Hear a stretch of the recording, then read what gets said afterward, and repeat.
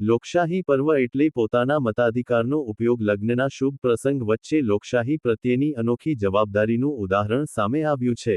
વરરાજા હિરેન સુરેશભાઈ પટેલે પોતાના લગ્ન પૂર્વે મતદાન કરીને નાગરિક ફરજને પ્રાથમિકતા આપી છે। સચિનના તલંગપુર ગામે જાન જવાની તૈયારી વચ્ચે પણ વરરાજાએ પહેલા મતદાન કરવાનું પસંદ કર્યું હતું। જાન પ્રસ્થાન થાય તે પહેલા જ તેમણે પોતાના મતાધિકારનો ઉપયોગ કર્યો અને લોકશાહી પ્રત્યે જાગૃતતા દર્શાવી હતી। વોર્ડ નંબર 13ના દશેરા ટેકરી વિસ્તારમાં આવેલ આંગણવાડી ખાતે તેમણે મતદાન કર્યું હતું। રેલ રાહત કોલોનીના મતદાન મથક પર પહોંચેલા વરરાજાએ અન્ય મતદારોને પણ મતદાન કરવા માટે પ્રેરણા આપી।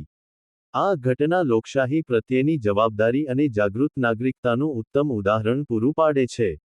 હિરેન સુરેશભાઈ પટેલ, મારે આજે મારા લગ્ન છે, 10 વાગે જાન જવાની છે।